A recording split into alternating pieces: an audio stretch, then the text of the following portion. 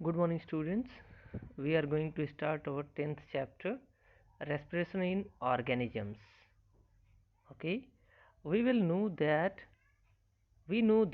all organisms are made up of a small microscopic unit called cells. Okay, जैसा कि हम जानते हैं कि सभी organisms स्मॉल माइक्रोस्कोपिक यूनिट से बने होते हैं, जिसे हम क्या कहते हैं, सेल कहते हैं.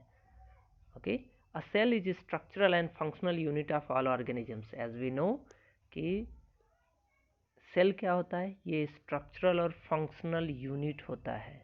Okay, each cell perform some basic functions such as nutrition, transportation, excretion and reproduction. Okay students, हर एक सेल कुछ ऐसी बेसिक फंक्शन को परफॉर्म करते हैं जिसके बिना सेल को सरवाइव कर पाना पॉसिबल ही नहीं है. A cell need energy a cell need energy to perform all these functions, and organisms need energy while eating, reading, writing or even sleeping. Okay, हम सो भी रहे हों या कुछ खा पी रहे हों या पढ़ रहे हों, हर समय हमें एनर्जी की ज़रूरत पड़ती है. From where do we get energy? ये एनर्जी हमें मिलती कहाँ से है? Food has stored energy and we get energy from the food we eat. Okay, हम जो भोजन करते हैं उस भोजन से ही हमें एनर्जी मिलती है. Okay, now here we will study about what is respiration. It means definition of respiration. Respiration is the process of taking in oxygen and using it for the release of energy by breakdown of food and removing the waste products like carbon dioxide and water.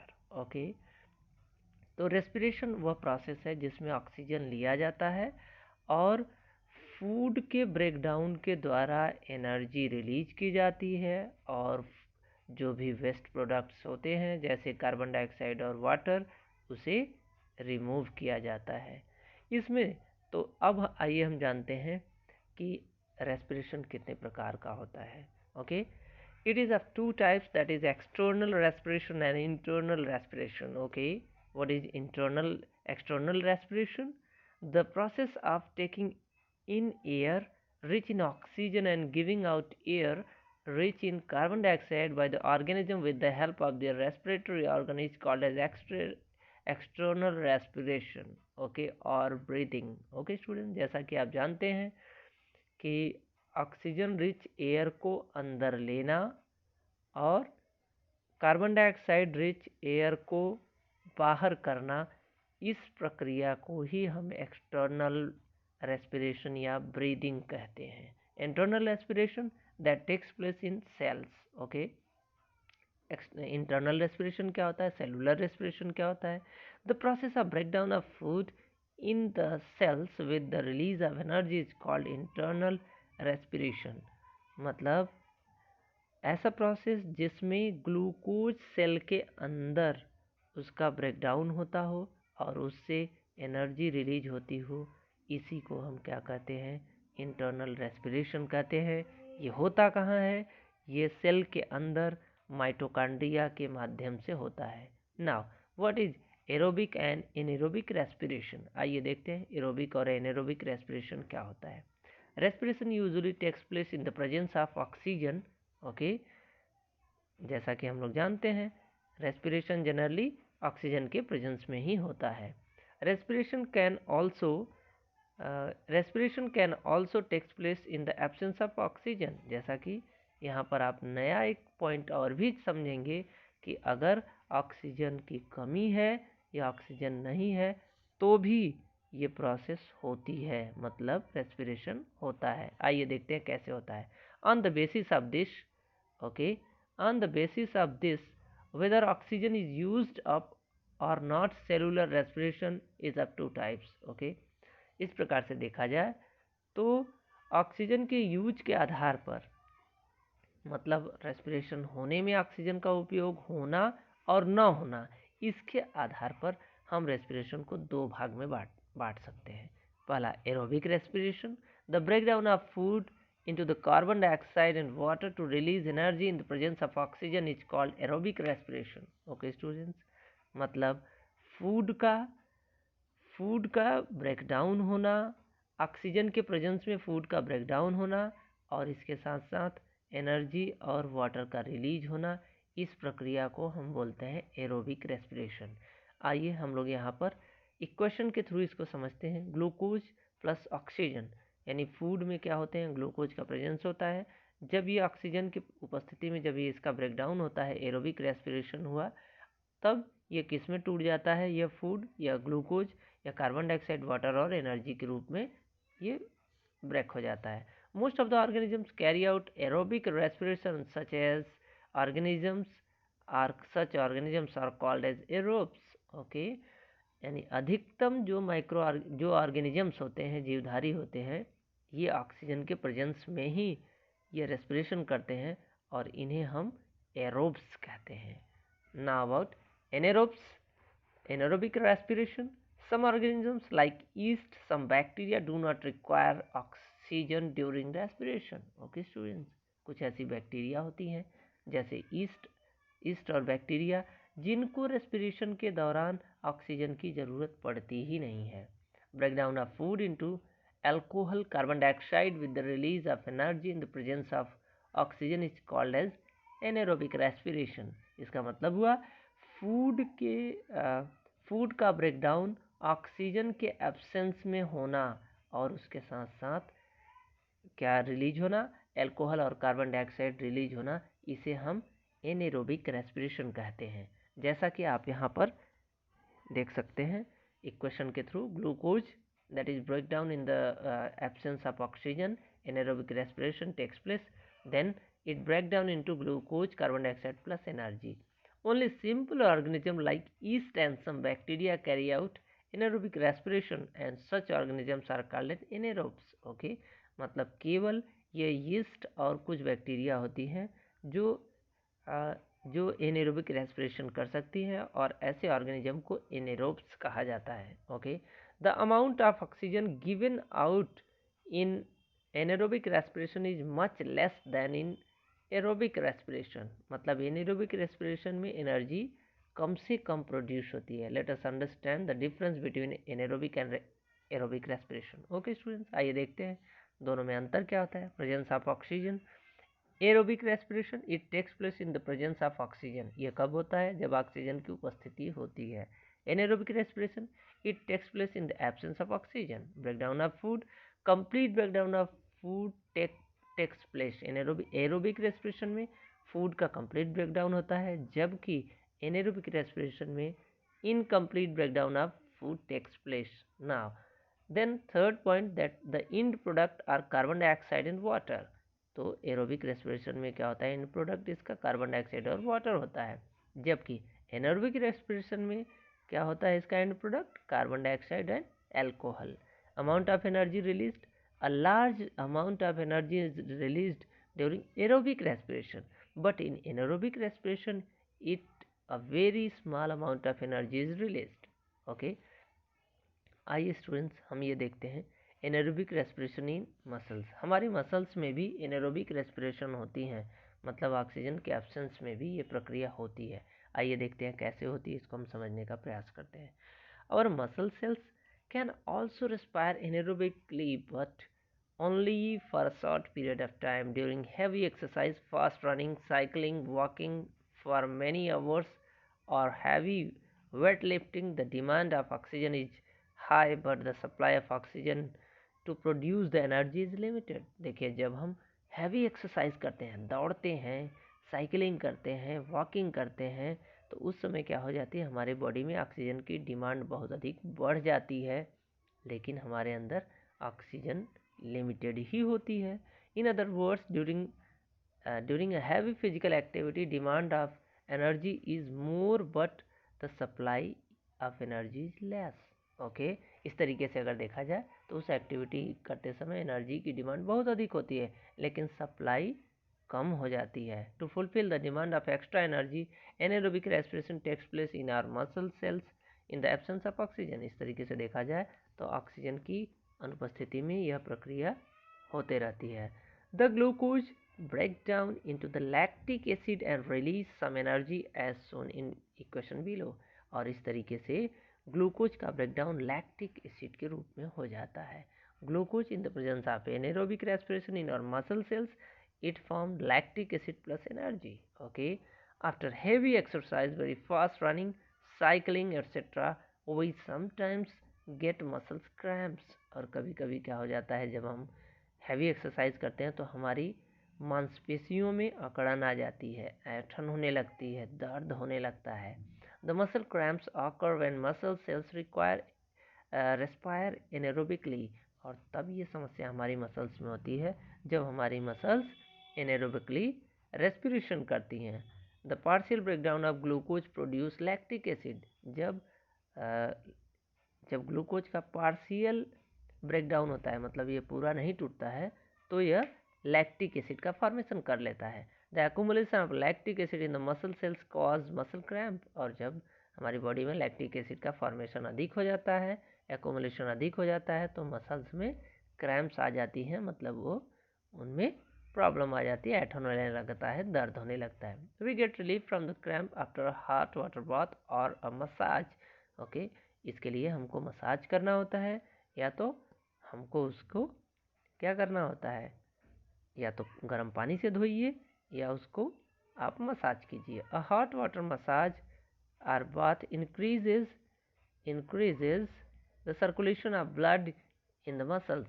यानी muscles में हमारे तब क्या हो जाता है, blood का circulation बढ़ जाता है. As a result the supply of oxygen to the muscle cells increases. इस तरीके से ऑक्सीजन की जो मात्रा होती है मसल्स में बढ़ जाती है. The increase in the supply of oxygen result in the complete breakdown of lactic acid. और इस तरीके से लैक्टिक एसिड का ब्रेकडाउन हो जाता है, किन में हो जाता है, कार्बन डाइऑक्साइड और वाटर में.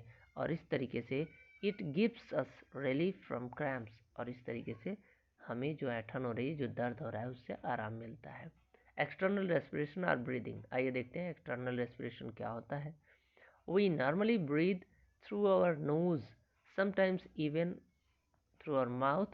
If we close our nostril and mouth tightly, we soon start feeling uneasy and cannot hold our breath even for a minute. Okay students, हम लोग नॉर्मली अपने नोज़ से ब्रीदिंग करते हैं, लेकिन कभी कभी हम माउथ से भी कर लेते हैं. अगर हम अपने माउथ और नोज़ को हम पूरी तरीके से बंद कर दें तो थोड़े ही समय में हम बेचैन हो जाते हैं, और यहाँ तक कि हम 1 मिनट से अधिक हम अपनी सांस रोक नहीं पाते हैं. Okay, we cannot live for more than a few minutes without breathing air. कुछ मिनट से अधिक हम बिना सांस लिए नहीं सर्वाइव कर सकते हैं. The taking in of air rich oxygen into the body is called inhalation. यानी ऑक्सीजन रिच एयर को अपनी बॉडी के अंदर लेने की प्रक्रिया को हम इनहेलेशन कहते हैं. The giving out of air rich in carbon dioxide outside of the body is called as exhalation. Okay, और कार्बन डाइऑक्साइड रिच एयर को बॉडी से बाहर करने की प्रक्रिया को हम एक्सहेलेशन कहते हैं. Breathing is a continuous process. It goes on all time and through out the life of N organisms. Okay, breathing एक ऐसी प्रक्रिया है जो लगातार और पूरे जीवन पर्यंत चलते रहती है. Now about breathing rate. What is breathing rate? We will study here. Okay, we have just learn that while breathing both inhalation and exhalation takes place. Okay, a breathe means one inhalation plus one exhalation. breathing का मतलब हुआ एक बार सांस अंदर लेना और छोड़ना. the number of times a person breathes in a minute is called the breathing rate. 1 minute में व्यक्ति कितनी बार सांस लेता है, इसी को हम बोलते हैं breathing rate. On an average, a healthy adult human being at rest breathe in and out about 12 to 18 times a minute. मतलब एक हेल्दी पर्सन 12 से लेकर के 18 बार 1 मिनट में सांस लेता है. During heavy exercise the breathing rate can increase up 25 times पर मिनट. ओके, इस तरीके से देखा जाए तो जब हम हैवी एक्सरसाइज करते हैं तो यह 25 मिनट, 1 मिनट में 25 बार भी हो जाता है. Do you know why?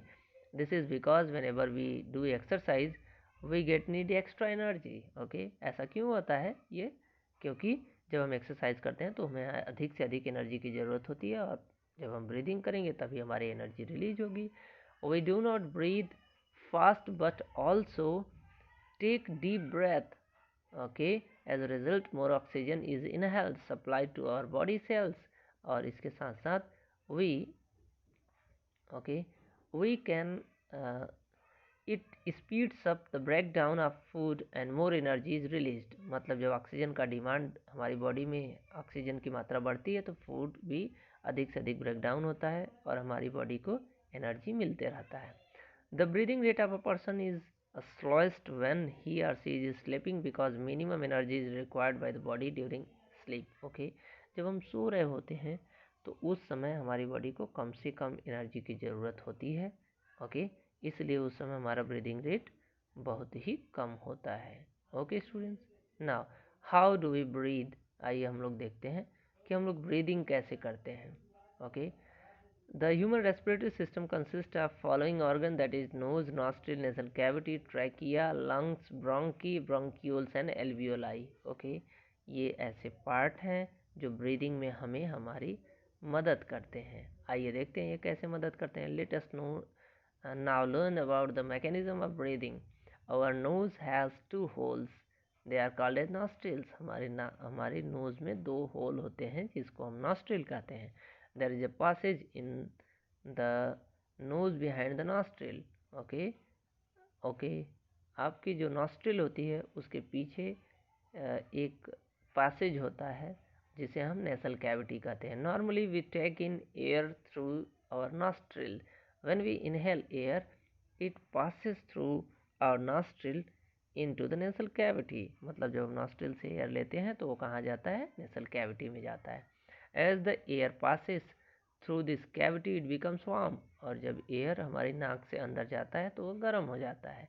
It also gets moistened by the mucus secreted by the membrane lining of the nasal cavity. इसके साथ साथ nasal cavity में जो म्यूकस पाई जाती है उसके कारण वह उसमें मॉइस्चर भर जाती है, मॉइस्चर हो जाता है. Dust and other particles present in the air get trapped by the mucus and hair present in the nasal cavity. Nasal cavity में जो हेयर होता है उससे और इसके साथ साथ म्यूकस के द्वारा जो भी डस्ट पार्टिकल होते हैं वो वहीं पे रोक दिए जाते हैं.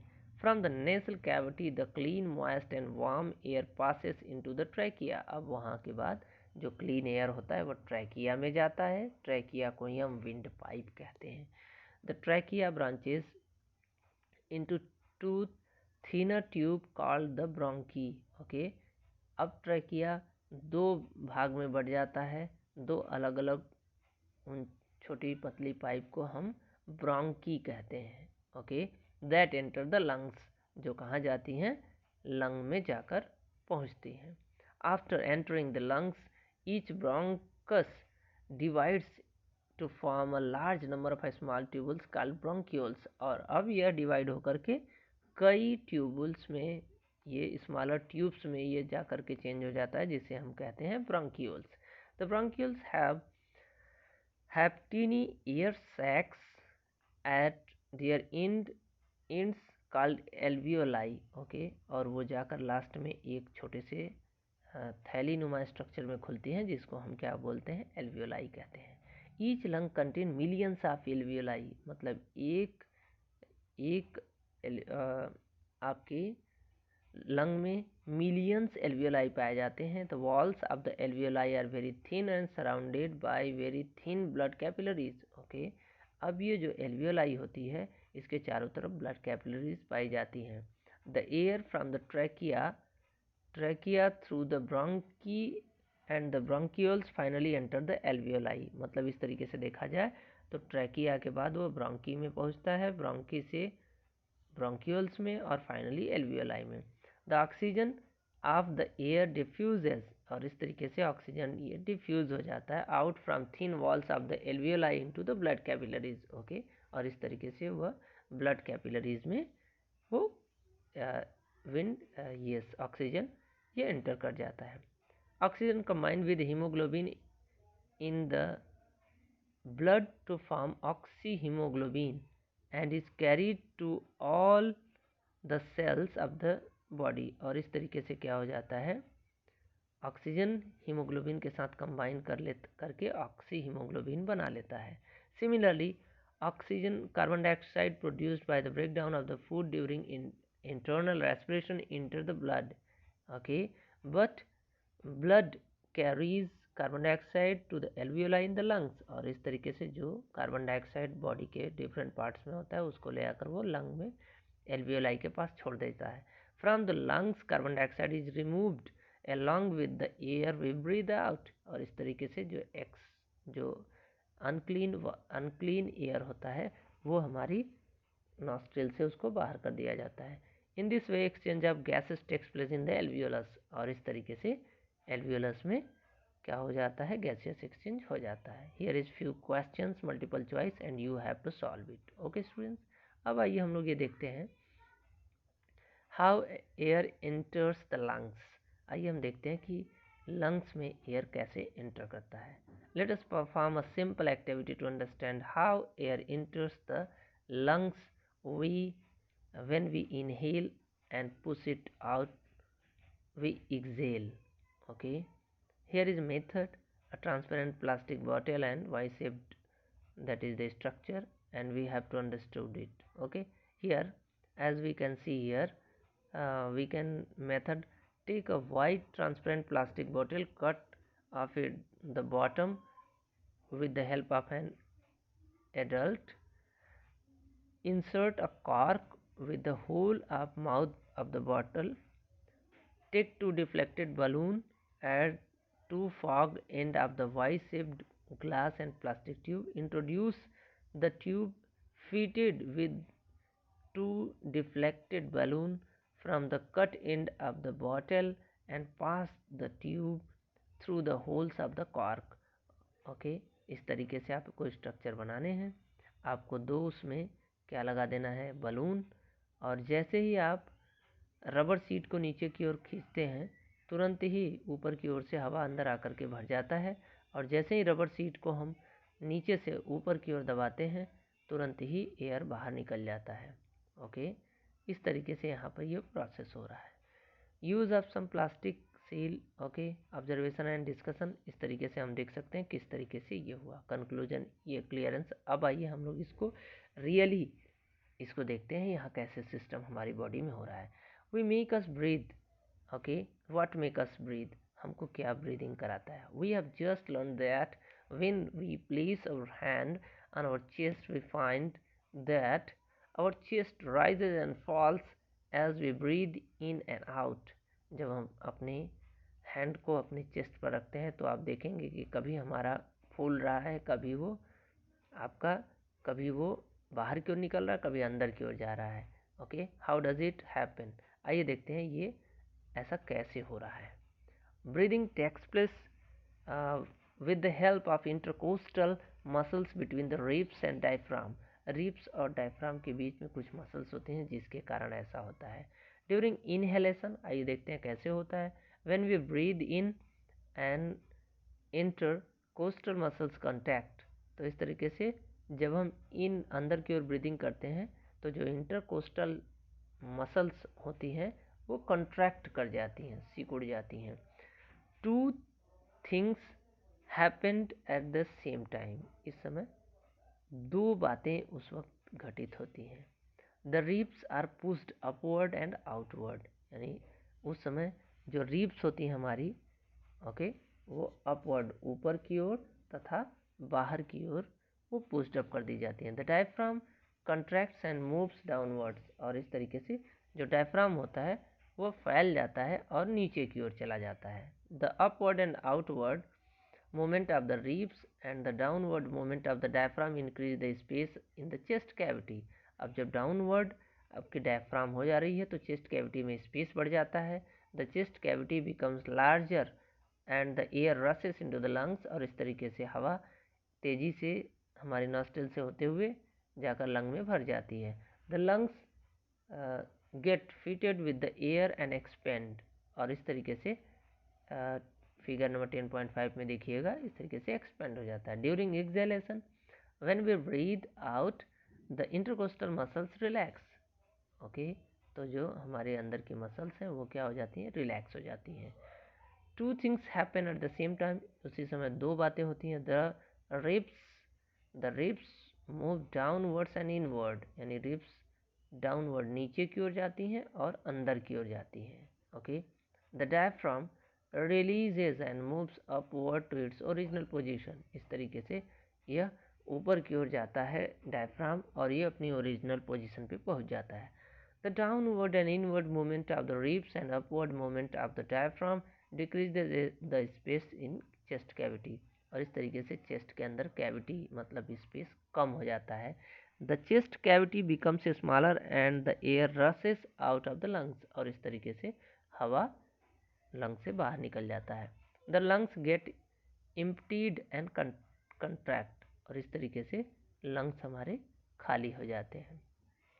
आइए अब हम यहाँ देखते हैं इनहेलेशन और एक्सहेलेशन में क्या अंतर होता है। ओके, पैरामीटर क्या है? Air, moment of air, air rich in oxygen flows in the lungs. Okay, inhalation में हवा अंदर की ओर जाता है और एक्सहेलेशन में हवा बाहर की ओर फोर्सली बाहर होता है, बाहर की ओर निकलता है। Yes, movement of ribs move upward and outward. जब इनहेलेशन होता है तो अपवर्ड ऊपर की ओर तथा बाहर की ओर होता है। ओके, जबकि एक्सहेलेशन में क्या होता है? Ribs move downward and inward. Okay, नीचे की ओर और अंदर की ओर उनमें मूवमेंट होता है। Movement of diaphragm contract and moves downward. और इस तरीके से यह सिकुड़ करके डायफ्राम नीचे की ओर जाता है, जबकि उसमें diaphragm relax and move upward. और इस तरीके से डायफ्राम ये रिलैक्स हो जाता है और वह ऊपर की ओर चला जाता है। Volume of chest cavity, chest cavity की वॉल्यूम बढ़ जाती है तभी एयर आकर के भरता है, और चेस्ट कैविटी उसमें डिक्रीज हो जाती है और इस तरीके से वह खाली हो जाता है। Okay, lungs expand and volume increases. Lung expand होता है इसलिए वॉल्यूम बढ़ जाता है, जबकि उसमें क्या होता है? लंग्स कंट्रैक्ट करती हैं। ओके, और वॉल्यूम डिक्रीज हो जाता है।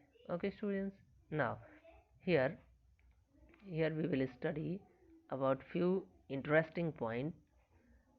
yes, we breathe what we breathe out।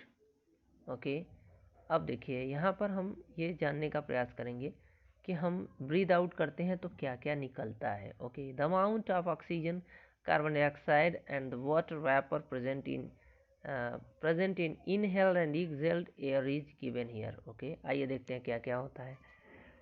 जब हम इनहेल करते हैं तो 21% एयर उसमें होता है, एयर में ऑक्सीजन होता है। जब एक्सहेल करते हैं तो ऑक्सीजन की मात्रा कम हो जाती है, 4% माइनस हो जाता है, 16.4% हो जाता है। कार्बन डाइऑक्साइड शुरू में इसका कंटेंट 0.04% होता है, लेकिन जब हम एक्सहेल करते हैं तो यह 4.4 हो जाता है। वाटर वेपर जब हम इनहेल करते हैं तो बहुत ही कम होता है, लेकिन हमारी बॉडी के अंदर जाने के बाद इसमें बढ़ जाता है उसकी मात्रा। ओके, ना स्नीजिंग, आइए हम लोग देखते हैं स्नीजिंग क्या होता है। The amount the air around us contain smoke, dust particles, pollen grains, pollens, etc. When we inhale air, the unwanted particles present in the air get trapped in the hair of the nasal cavity। जैसा कि हम लोगों ने पढ़ा है कि हमारी nasal cavity में जो हेयर है उसमें अनवांटेड जो भी डिफरेंट पॉलेंस और डस्ट पार्टिकल आते हैं वो ट्रैप्ड हो जाते हैं। However, sometimes these particles may pass through the hair to the nasal cavity, they cause irritation। अब जो डस्ट पार्टिकल है वो पास करके जब अगर हमारी नेसल कैविटी में पहुंच जाते हैं तो इरिटेशन क्रिएट करते हैं, खुजली जैसा फील कराते हैं। Okay, they cause irritation in the lining of the nasal cavity as a result of which we sneeze. Okay, जिसके कारण हमें छींक आ जाती है। Sneezing expels the unwanted particles from the inhaled air and dust free. Okay, इस तरीके से जब हमें स्नीजिंग आ जाती है तो जो भी डस्ट पार्टिकल होते हैं हमारे नोज से वो बाहर हो जाते हैं। Clean air enters our body, और इस तरीके से हमारी बॉडी में क्लीन एयर एंटर करता है। Okay, now here is few points about breathing and cellular respiration। okay, it is a physical process in which exchange of gases takes place। okay, breathing में gaseous exchange होता है। no chemical reaction takes place here, but in cellular respiration it is a biochemical process in which the breakdown of food takes place। okay, now energy is not released in breathing, but in cellular respiration energy is released। okay, it occurs outside of the cell breathing जो होता है ये cell के बाहर होता है, जबकि cellular respiration cell के अंदर होता है. Enzymes are not involve in respiration, but in cellular respiration enzymes are involve at certain stages of the respiration. Okay, यहाँ पर कुछ क्वेश्चंस हैं जिसको आप देख लीजिएगा. Okay, now respiration in other animals. आइए अदर एनिमल्स में हम लोग देखते हैं रेस्पिरेशन किस तरीके से होता है. Respiration in insects. The respiratory system of insects like grasshopper, cockroaches consist of a network of thin air called tubes called trachea. हाँ, जितने इंसेक्ट होते हैं जैसे ग्रासहॉपर, कॉकरोच, इनकी बॉडी के अंदर एक थिन एयर नेटवर्क का ट्यूब पाया जाता है जिसे हम ट्रैकिया कहते हैं. The network of trachea is spread inside and whole body of the insect. जो इंसेक्ट की पूरी बॉडी में ये पाए जाते हैं. The trachea have tiny opening called spiracle on the side of insect body. Okay, insect की बॉडी पर एक पतली पतली ओपनिंग होती है. Oxygen rich air enters the body through स्पायरिकल. और जो ऑक्सीजन रिच एयर होती है वो बॉडी के द्वारा बॉडी में स्पायरिकल के थ्रू एंटर करती है. From स्पायरिकल the air goes into trachea. वहाँ से वह ट्रैकिया में जाती है and diffuses into the body. और इस तरीके से बॉडी में इसका क्या हो जाता है, डिफ्यूजन हो जाता है. Okay, the tissue, okay, then diffuses into the body tissue and reaches every cell of the body. और इस तरीके से वह सेल के बॉडी के डिफरेंट सेल तक पहुंच जाता है. Here oxygen is use for the break down of food to produce energy in carbon dioxide. और इस तरीके से ऑक्सीजन का यूटिलाइजेशन किस लिए हो जाता है, फूड के ब्रेकडाउन करके, फूड का ब्रेकडाउन करके एनर्जी रिलीज करने में. Okay, this carbon dioxide from the cells goes into the trachea. और इस तरीके से वह कहाँ जाता है, ट्रैकिया में पहुँच जाता है and moves out of the body through the spiracles. और इस तरीके से वह स्पायरिकल से बॉडी से बाहर निकल जाता है. Respiration in earthworm. The earthworm breathe air through their thin and moist skin. ये अपनी पतली और मॉइस्चर युक्त स्किन के द्वारा अर्थवर्म रेस्पिरेशन करते हैं. Now respiration in frogs. आइए देखते हैं फ्रॉक्स में रेस्पिरेशन कैसे होता है. Frogs live both land and water. Okay, frogs have a pair of lungs like human being wing to breathe on land. Okay, जब ये ज़मीन पर होते हैं तो ये लंग्स की मदद से ये रेस्पिरेशन करते हैं. In water they breathe through their moist skin. और इस तरीके से जब ये पानी के अंदर होते हैं तो ये अपनी मॉइस्ट स्किन के माध्यम से ये रेस्पिरेशन करते हैं. Okay, respiration in fishes. आइए देखते हैं फिशेस में रेस्पिरेशन कैसे होता है. Fishes has special organ called for breathing called the gills found on the both the sides of its head.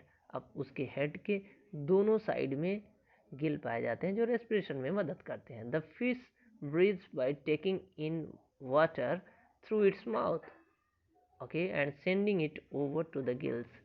ये क्या करती हैं, फिशेस अपने मुंह से पानी को अंदर लेती हैं और उसे गिल के साइड से उसको पास आउट करती हैं. Gills are well supplied with blood vessels. और गिल्स में ब्लड वेसल्स पाई जाती हैं. तो blood vessels of the gills extract dissolve oxygen from this water.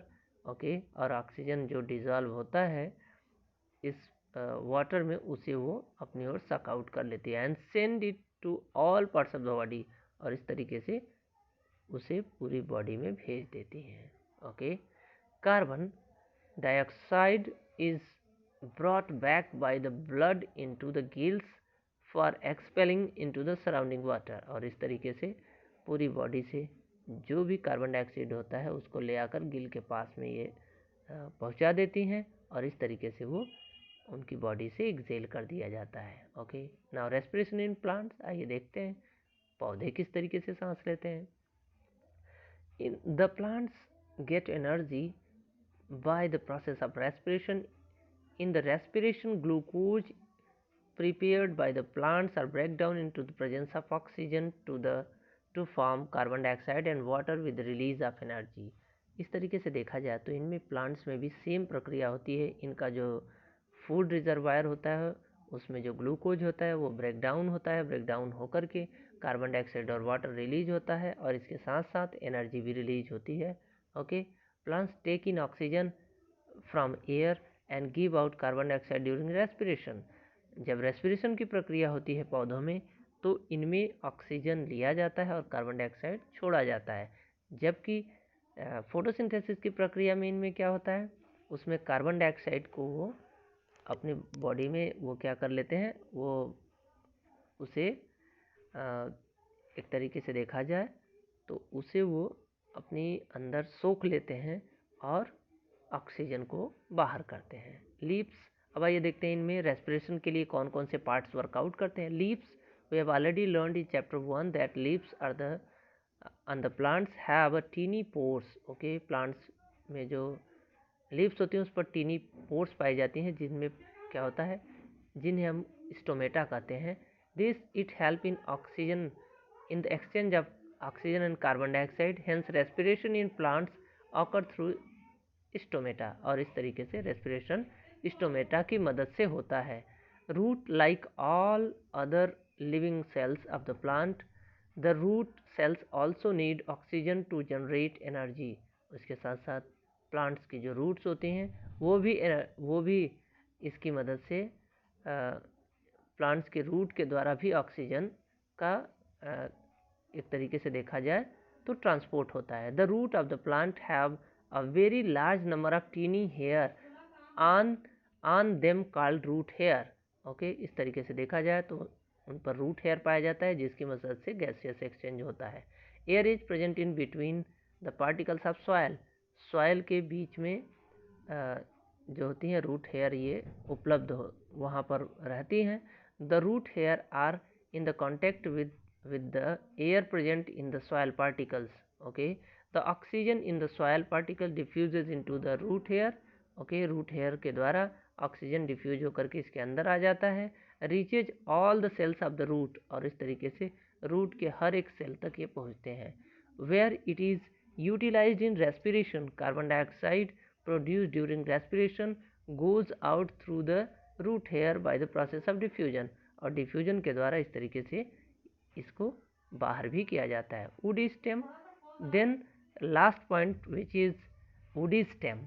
Okay, the stem of the herbs also have stomata for exchange of gases and carbon dioxide. Stem के ऊपर भी क्या होता है, वहाँ पर भी स्टोमेटा पाया जाता है जिनकी मदद से क्या हो जाता है, गैसेस एक्सचेंज हो जाता है। The hard and the woody stem of big plant trees have lenticels.